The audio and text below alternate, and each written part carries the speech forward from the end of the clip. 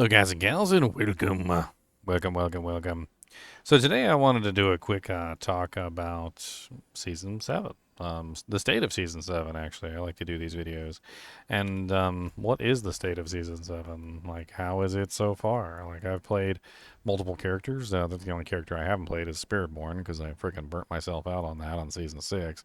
But I think most people burn themselves out on Spiritborn in Season 6. So, that's par for the course. So how is season 7? Is it good? Is it bad? Like, what's the buzzword for the season? Well, the buzzword for the season seems to be bugs. That's the buzzword for the season. Although, isn't that the buzzword for every season? It feels like there's like at least 3 game-breaking bugs involved with the witch's powers, if not more. And there's currently just all manner of craziness happening when it comes to this. There's characters clearing Pit 150s due to these bugs. There's powers getting disabled.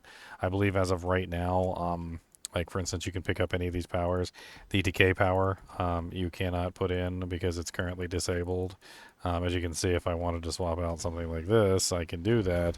But if I try and swap in the decay power at the moment, the decay power is currently just disabled because, like, hey, it's just another one of the bugged powers that have happened this season to the point of, like, absolute absurdity in terms of damage output. Um, so, yeah, tons of bugs this season. I mean, as it seems to be every season, it feels like we can't have a season without bugs. The zones, the witch zones, the witch tides or whatever you want to call them. I think witch tides has been the fun current name for them, are actually really good. It's really fun to go around these zones. There's tons of monsters in there. The sheer number of whisper quests that you do is absolutely amazing. I think the witch tides are pretty much a huge success across the board. Everybody's been having a blast with them. Um, as far as other content goes, like for instance the head rotten dungeons. I don't know if I have a head rotten dungeon key, but they basically just look like regular keys, except they look like a head, right? They're okay. There's a little bit of a loot overload problem going on in season 7, where it feels like there's just so much loot dropping. I mean, it's straight up loot pinata like Diablo 3 levels, and you know how much I hate Diablo 3, so getting into this loot pinata crap is just absolutely stupid. There's often, most of the time, there's so much loot that you're just not even picking it up. You just leave it on the ground because you can't.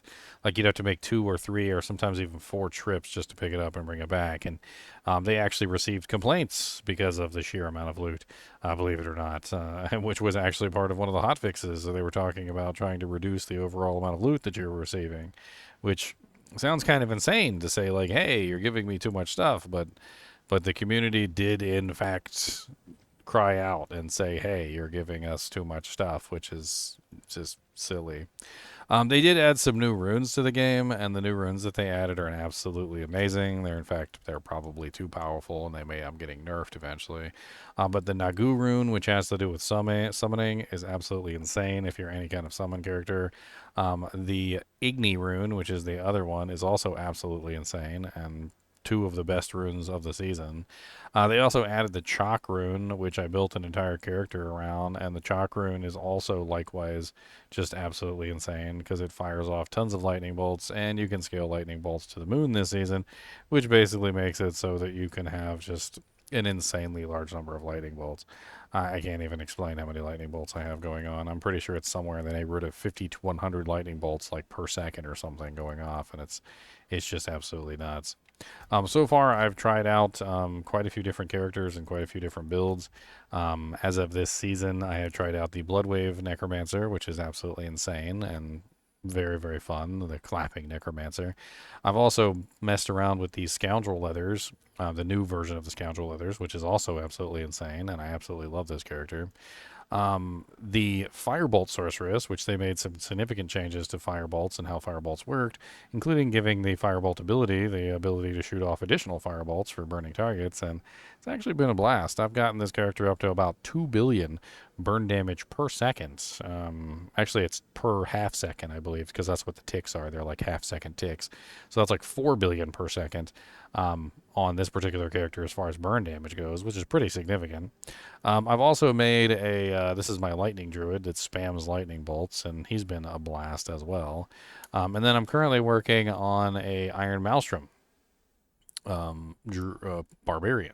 Now, one of the things that they made a change on this season, which was rather dramatic, was they changed the way that ultimates worked by giving them a rank 5 bonus, and they also changed a lot of the ultimates by giving them scaling multipliers, which allowed you to actually scale the damage of ultimates and, well, make them feel more ultimate. And in that regard, a lot of the ultimates are the focus of this particular season. So if you haven't played around with the ultimate builds, if you haven't messed around with any of the ultimate stuff, well, there's a lot of it, and it's really good. Like there's Apoetic Fervor, which is one of the new aspects, which allows you to get increased multiplier for your ultimate. There's also Vehement Brawler's aspect, which gives you a nice bonus for your ultimate damage. They also added passive bonuses for most of the classes to give more ultimate damage, if you want to take those passive multipliers. For instance, here's Apoetic Further, which gives you casting an ultimate skill, increases your ultimate damage by up to 20% per cast, up to 200%.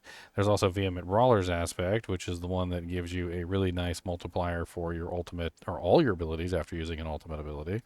And they added, like I said, a large number of passives and other things which increase ultimate damage, like, for instance, Heavy Hitter, which gives you up to like a 60 times multiplier, as you can see here, for just using your ultimate skills, and gives you massive amounts of damage. I currently have a massive multiplier on my Iron Maelstrom, which gives me insane damage output. You can't even see it all unless you leave town. But you can see I'm currently at 1,476 damage percentage multiplier on Iron Maelstrom, which allows me to do things like this. And get pretty significant damage output just from spamming my ultimates. And this is, of course, not even getting like all my damage multipliers running or anything. I've seen easily 1 billion on Iron Maelstrom just by getting all my damage multipliers running and setting up, everything in regards to that. Obviously, I've got to attack multiple times to get Apoetic Fervor to go off to its maximum value. I've got to make sure that I'm running all my multipliers and so forth. And before too long, you'll start seeing much larger and much larger numbers as I spam more and more of the Iron Maelstrom ability. And this goes off for basically all of the classes. Every class has some sort of ultimate that has a scaling multiplier on it.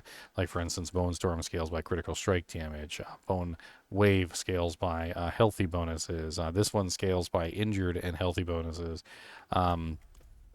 The Cataclysm has a new aspect which allows it to scale with lightning damage multipliers to lightning bolt specifically, and so forth and so on, which is making this literally the season of the ultimates. And most characters have a absolutely amazing ultimate that they can potentially build into their characters. For instance, like if you're running a necromancer and you're building like a bone necromancer, you're generally building crit anyway.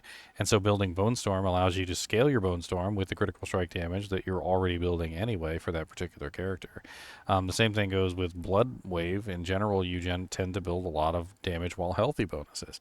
And likewise, when you build your Blood Wave, you get huge multipliers based on those damage bonuses, which allows you to get some absolutely insane damage output from those effects. The classes are a lot more balanced this season in that everybody can seem to reach like absolutely insane heights. Most of the builds that are scaling to pit 150 are doing so with bugs and scaling multipliers that are not intended. And Blizzard seems to be fixing a lot of them. A lot of them actually have been patched out or disabled upon finding out what is going on.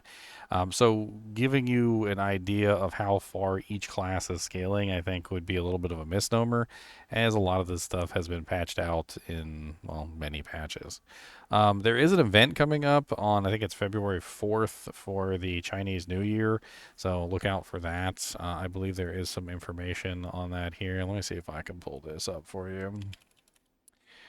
It does look interesting, and it's always nice to be able to get the cosmetics and various things that they offer during the events.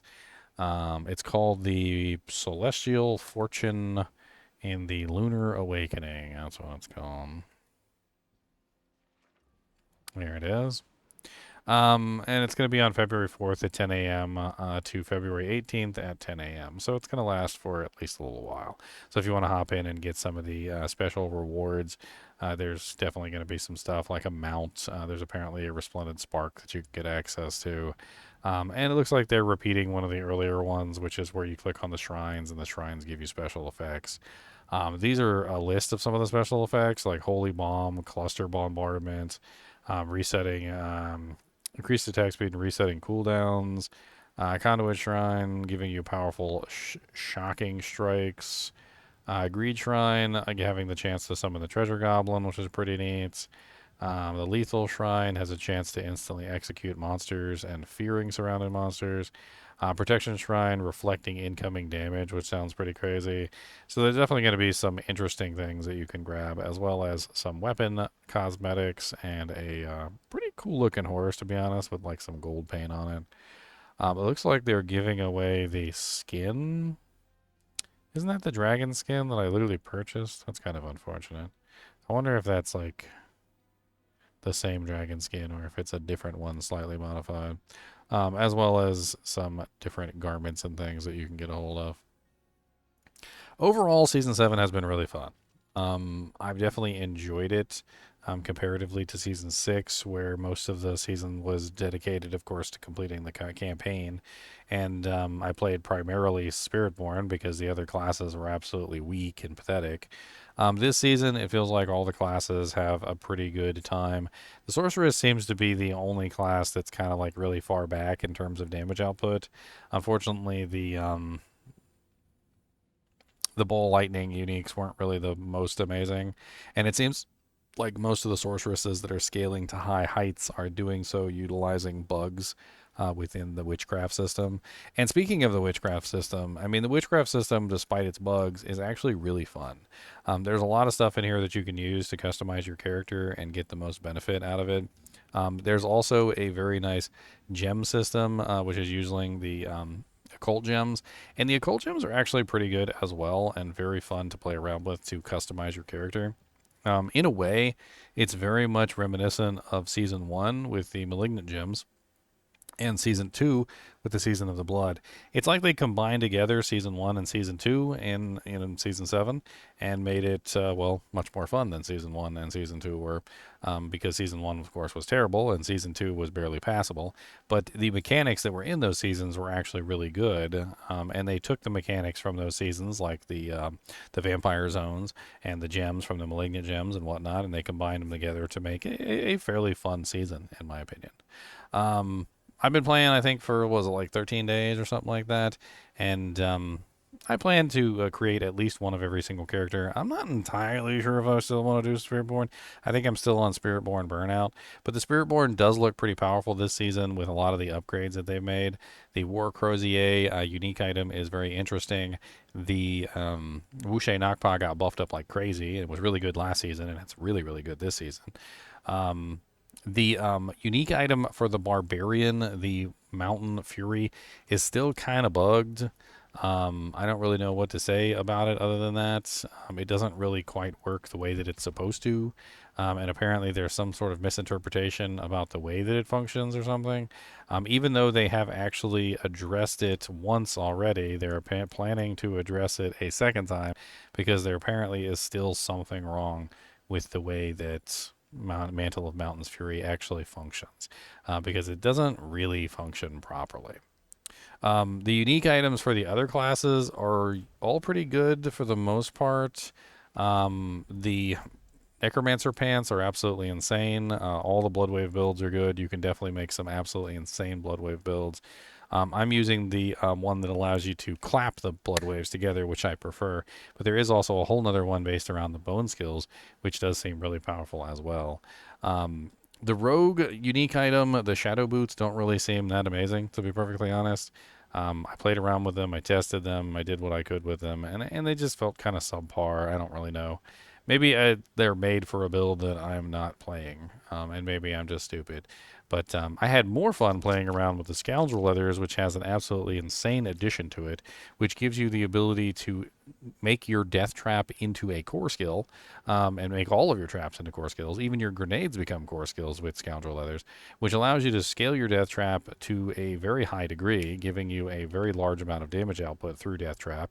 Death trap also maintained a high rank. With the rank 5 bonus giving you additional damage multipliers for scaling the damage type, and also really, really nice. This is actually a really fun character, and I was actually thinking about scaling to Paragon 300 with this character. Exothermic, I played around with mainly the enchantment bonus. I played with both of the uniques, the Strike of Stormhorn, I think it's called, and the Okun's Catalyst, and I just didn't really like the way either of them functioned. Maybe I just don't like Ball Lightning, but I just didn't really think that they were very fun. So I decided to go with a completely different build, which is using the Firebolt enchantment change that they made, as well as a lot of the other Firebolt changes, and I was pleasantly surprised. I actually really enjoyed it. Arc Flash is generally just designed around Lightning Storm, the Lightning Bolt abilities, and the new rune that utilizes Lightning Bolts, and I actually really enjoyed that as well. The Maleficent Crescent, I think that's the name of the amulet. I didn't really play around with, unfortunately. It didn't look very interesting to me, to be perfectly honest, because it was based around werewolf, and I'm really not a big fan of Shred, and they kind of just like turn the entire werewolf into, hey, use Shred. For the Barbarian, Mantle of Mountain Fury, like I said, is bugged, so I've been playing around with some of the other stuff, like the scaling ability to get more damage out of the Iron Maelstrom, which actually has been really fun. It's already doing well, and I've only really started setting it up today. I've hit for 2 billion with it so far, under optimal conditions, and I can only imagine that I'll be able to scale this even further, so it should be really fun. Not really sure what else to go over.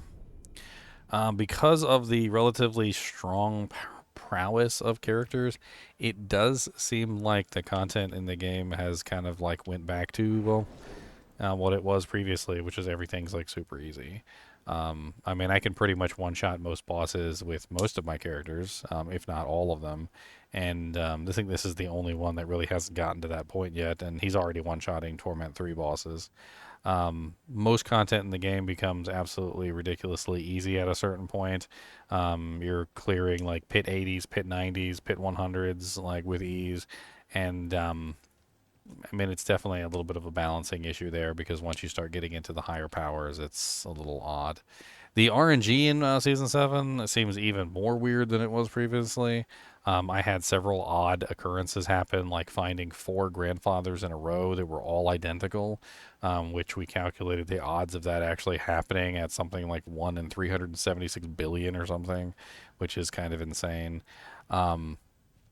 Not exactly sure like what they're doing there when it comes to the RNG system, but it still seems as broken as ever. Ancestrals are super easy to find by comparison to what they were in Season 6, and the aspects, finding perfect aspects, is still slightly difficult, but definitely way easier than in Season 6. Overall, Season 7 has been a very fun season, and I definitely would say, hey, hop on and play, because all the characters are viable, all the builds pretty much are viable. You're going to have fun messing around with stuff, and the witchcraft powers also just really fun to play around with and level with. Definitely make leveling your characters a lot more fun, and well, just more interactive, choosing different powers and playing around with the way that they work. I think that's pretty much it. I like the season. There are some complaints that I have in terms of like the season being too easy and them dropping way too many items in your lap. There's some bugs here and there that have occurred, and the game is still crashing constantly for me.